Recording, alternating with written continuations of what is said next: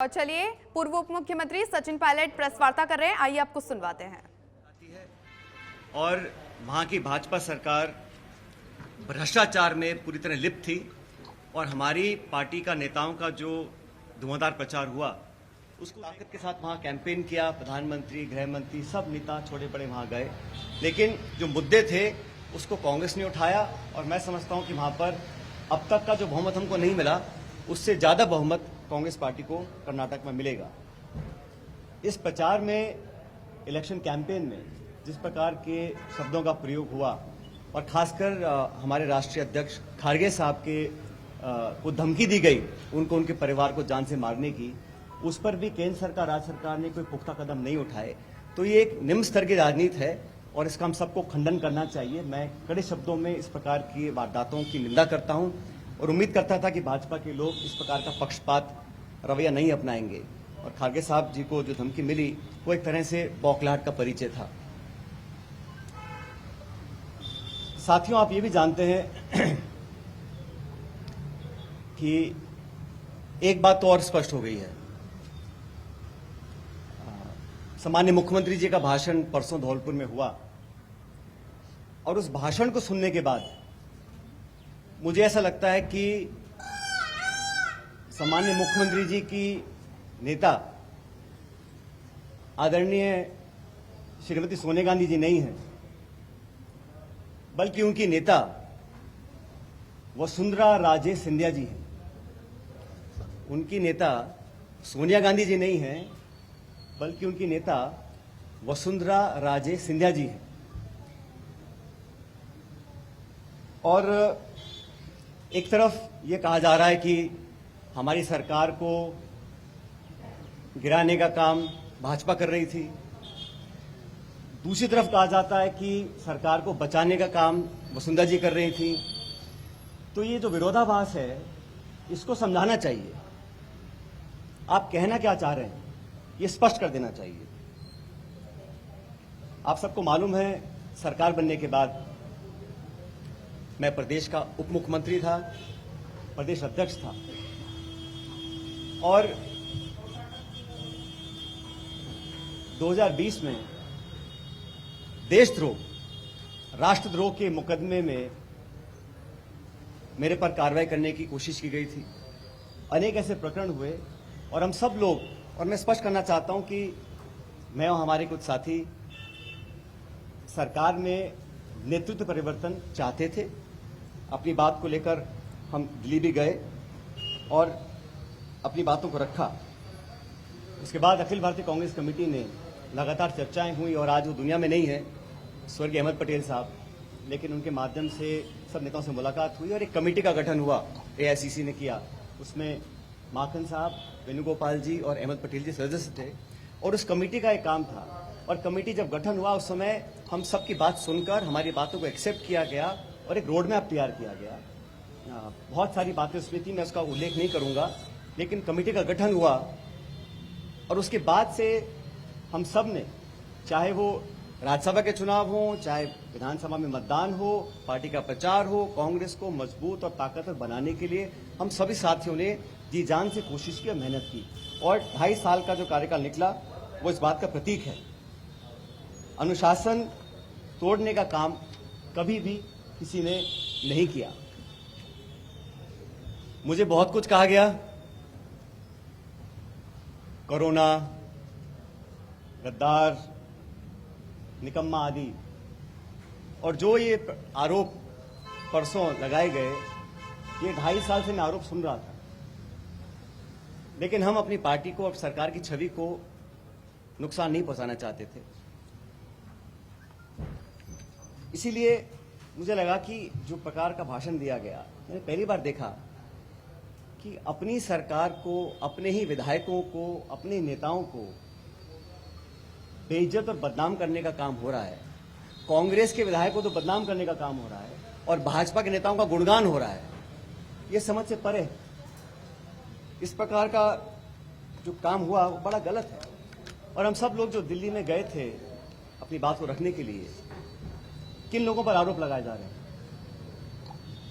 ऐसे लोग जो पब्लिक लाइफ में 30, 40, 45 साल से हैं, 3 दिन पहले मैं बाड़मेर में था। सम्मानीय हेमाराम जी 1980 से विधायक, उनकी क्या छवि है, मतदाता पब्लिक उनके क्षेत्र के लोग उनको अच्छी तरह जानते हैं, उनकी क्या क्रेडिबिलिटी है और क्या पब्लिक लाइफ में उनका अब तक का इतिहास रहा। वोला साहब जिनके स्वर्गीय पिताजी 1957 से चुनाव लड़ रहे हैं, बड़े बड़े पदों पर रहे, और हेमाराम जी ने तो अपने नौजवान बेटे की मौत में और याद में एक छात्रावास बनाया है। 100 करोड़ की जमीन तो उनकी बाड़मेर में निजी जमीन को उन्होंने दान किया समाज के लिए, लोगों के लिए। पैसा इकट्ठा कर 22 करोड़ का हॉस्टल बनाया 150 बच्चों के लिए, गरीब बच्चों के पढ़ने के लिए। इन सब लोगों पर इस प्रकार के आरोप लगा देना मैं समझता हूं बहुत गलत है, बहुत निंदनीय है, और मैं सिरे से इन बेबुनियाद और झूठे आरोपों को नकारता हूं। बहुत से साथियों को मंत्री बनाया सरकार के अंदर, बड़े बड़े पद दिए गए, कोई चेयरमैन है, कोई कॉर्पोरेशन में मेंबर है, कोई पार्टी के पदों पर बैठे हैं, 3 साल हो गए। ऐसे लोग जो पब्लिक लाइफ में रहे, जिन्होंने अपना नाम कमाया, जिनकी एक साख है, उन पे आरोप लगा देना कि आप चंद रुपए में बिक गए, मैं इसको बहुत गलत मानता हूं। और 3 साल से कोई कार्रवाई आपने नहीं करी, ये बहुत बड़ा सवाल उठता है।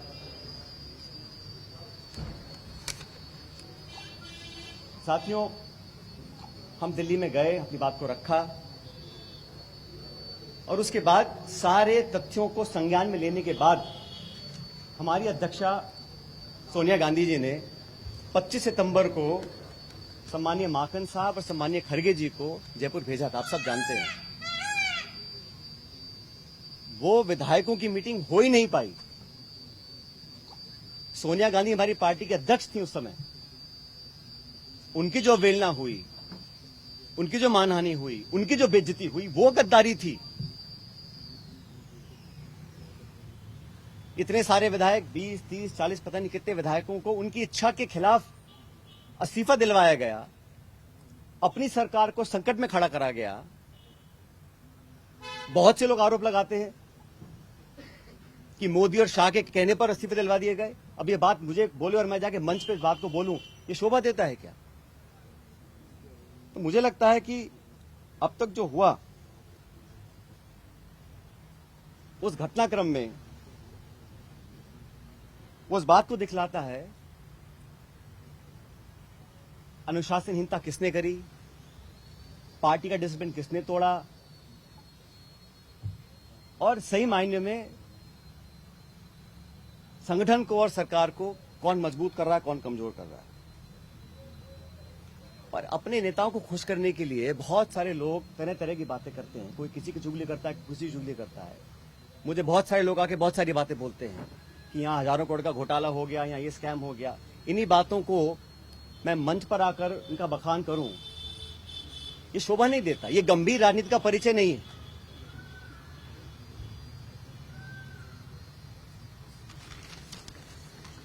इसीलिए मैं, आप जानते हो, पिछले 1.5 साल से चिट्ठियां लिख रहा हूं वसुंधरा जी के कार्यकाल में जो तमाम गंभीर भ्रष्टाचार के आरोप हमने लगाए, अशोक गहलोत जी ने लगाए, मैंने लगाए, मंचों पर लगाए, प्रेस कॉन्फ्रेंस करके लगाए, उनकी जांच क्यों नहीं हो पा रही थी। अब मुझे समझ में आ रहा है कि ये जांच अब तक क्यों नहीं हुई। मेरे चिट्ठियां लिखने के बावजूद मैं 11 अप्रैल को जयपुर में अनशन पर बैठा इस मांग को लेकर, लेकिन अब मैं नाउम्मीद हूं क्योंकि तथ्य सामने आ रहे हैं। कार्रवाई क्यों नहीं हो और क्यों नहीं होगी, ये बात भी स्पष्ट हो चुकी है। इसलिए मैं ऐसा मानता हूं कि हम लोग जो पब्लिक लाइफ में हैं, जनता ही भगवान है और जनता जनार्दन के सामने हम सबको नतमस्तक होना पड़ेगा। मैंने करप्शन की इशू को लगातार उठाया, पहले भी उठाया, आज भी उठा रहा हूं, आगे भी उठाता रहूंगा। जब जब मैं वसुंधरा जी के करप्शन की बात करता हूं या जो पेपर लीक हुए, जिसमें लाखों बच्चों के भविष्य पर सवाल चिन्ह खड़े हो गए, इस पर कोई जवाब नहीं आता। इसलिए साथियों, मैंने निर्णय लिया है कि आरपीएससी, जहां से कई सारे पेपर लीक हुए, बहुत सारी वहां पे खबरें आई कि वहां पर तमाम भ्रष्टाचार हो रहा है, अजमेर स्थित आरपीएससी है। मैं 11 तारीख को, परसों, अजमेर से एक यात्रा निकालूंगा। जनता के बीच जाकर जनता की आवाज सुनेंगे, जनता के मुद्दों को उठाएंगे। और जैसा मैंने शुरू में कहा, जनता जनार्दन है, तो जनता के बीच जाना हम सबका दायित्व बनता है। और जो करप्शन के इश्यूज हैं, जो नौजवानों के इश्यूज हैं, जो पेपर लीक और पेपर कैंसिल के और नौजवानों के हितों से जुड़े मुद्दे हैं, उनको उठाकर मैं एक जन संघर्ष यात्रा निकालने जा रहा हूं, जो 11 तारीख को शुरू होगी अजमेर से और जयपुर की तरफ हम लोग आएंगे। लगभग 125 किलोमीटर की यात्रा है। जन संघर्ष यात्रा लोगों के हितों के लिए, करप्शन के खिलाफ, नौजवानों के संरक्षण के लिए। उनकी आवाज को हम सुनेंगे, उनकी आवाज को बुलंद करेंगे। और मैं समझता हूं कि सही निर्णय तब लिए जाएंगे जब जनता का पूरा हमारा साथ होगा, जनता का पूरा प्रेशर होगा। पैदल यात्रा होगी जैसे पद यात्रा है, जन संघर्ष पद यात्रा 11 मई को मैं अजमेर से शुरू करूंगा और हम जयपुर आएंगे। लगभग 5 दिन का समय इस यात्रा में लगेगा। तो जैसे मैंने कहा, ये यात्रा किसी के विरोध में ना होकर करप्शन के विरोध में है, नौजवानों के पक्ष में है। जो तमाम जनता में आज मुद्दे हैं, जिन इश्यूज को लेकर हम राजनीति करते हैं, जिन इश्यू पर मैं हमेशा अपनी बात रखता आया हूं, उनके बीच जाकर, उनकी बात सुनकर, उनकी आवाज बनने की हम लोग कोशिश करेंगे। और ये अभियान शुरू होगा 11 तारीख को। ये पायलट चलेंगे दिन में। पायलट साहब, अशोक गहलोत जी ने एक बात और कह दी जिसका आप आखिर पॉलिटिकल स्टैंड क्या रहेगा, क्योंकि सबसे बड़ी जो राजनीतिक उत्सुकता यही बनी हुई कि आपका स्टैंड क्या रहेगा, पार्टी में रहकर संघर्ष करेंगे। साहब, मैंने कहा ना आपको, कुछ लोग ऐसे हैं जो चाहते हैं कि कांग्रेस कमजोर हो, कांग्रेस में फूट पड़े, और जैसे मैंने कहा, बदनाम करने की, आरोप लगाने की, आलोचना करने की, चरित्र हनन करने की कहीं कोशिश अगर हो रही है तो उसको हम नाकाम करेंगे। हमारी पार्टी को जो लोग कमजोर करना भी चाहते हैं, उनको हम होने नहीं देंगे। लेकिन पब्लिक इश्यूज पे जो मेरा स्टैंड पहले था, वही स्टैंड आज भी है और आगे भी रहेगा। और जो करप्शन हुआ, जिसको हमने सैकड़ों बार पब्लिक में उसको एक्सेप्ट किया, उस पर 4.5 साल तक हम कोई कार्रवाई नहीं कर पा रहे हैं। मैं अब समझ रहा हूं कि वो कार्रवाई हम क्यों नहीं कर पा रहे थे। कोई कारण तो होगा। मैंने चिट्ठियां लिखी, अनशन किया, आवेदन किया, आग्रह किया, बार बार किया, हाथ जोड़कर किया। अगर कार्रवाई नहीं हो रही थी तो अब मुझे समझ में आ रहा है कि वो कार्रवाई क्यों नहीं हो रही थी। लेकिन किसी भी नेता से बड़ी जनता होती है, तो जनता के समक्ष हम जाएंगे, इन बातों को रखेंगे। और जो लाखों लाख बच्चों के पेपर कैंसिल हुए, जिनके माँ बापों ने अपना पेट काट कर उनके ट्यूशन के पैसे दिए, उनको साल 2 साल मेहनत करवाई, जो कभी ओवरेज हो सकते हैं, जिनका भविष्य के आगे उनको पता नहीं वो क्या करेंगे, जो विश्वास और जो एक क्रेडिबिलिटी होती है, अगर वो सिस्टम से खत्म हो जाएगी तो फिर आने वाला समय बहुत मुश्किल होगा।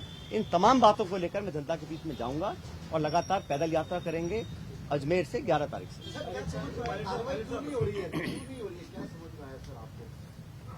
मैंने कहा ना, मैंने जो धौलपुर का भाषण सुना माननीय मुख्यमंत्री जी का, उसको सुनने के बाद अब मैं समझ गया हूं कि वो कार्रवाई अब तक क्यों नहीं हुई और मेरे तमाम आग्रह करने के बाद भी क्यों नहीं हो रही। मैं समझ गया क्यों नहीं हो रही है। वो क्या कर रहा हूं मैं आपको।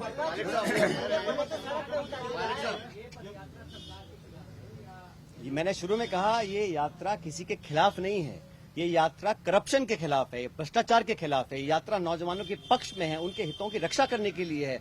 और जनता के बीच हम सबको जाना भी चाहिए। हम जनता के बीच जाएंगे नहीं और हम अपने ही विधायकों को, अपने ही मंत्रियों को, अपनी सरकार को बदनाम करते रहेंगे, बेइज्जत करते रहेंगे, तो हम जनता के बीच चुनाव लड़ने कैसे जाएंगे 6 महीने के बाद। 125 किलोमीटर की पदयात्रा रहेगी, उसमें जो जन समर्थन मिलेगा उसके बाद आप निर्णय लेने की बात कह रहे हैं। कौन सा निर्णय लेने की बात? मैंने कहा है, हमें करप्शन के खिलाफ कदम उठाने हैं। अब तक हम वो संतोषजनक तरीके से नहीं कर पाए हैं, तो हम पब्लिक बीच में जाएंगे और जो हमने वादे पब्लिक में किए थे सरकार बनने से पहले, उन वादों को पूरा करवाएंगे। अभी 7 महीने बचे हैं चुनाव में। आप सोनिया गांधी नहीं है तो फिर कौन है? मैंने कहा ना आपको शुरू में, विरोधी आप उठा रहे हो, ये तो विपक्ष ऑलरेडी उठा रहा है।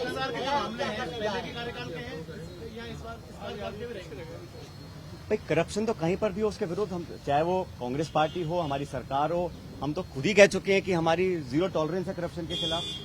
उस पर हमें खरा उतरना है। और जो मुद्दे संज्ञान में आए थे, मैंने पूरा लिस्ट पिछली बार आपको किया था, उनमें से कहीं कहाँ कार्रवाई हुई है?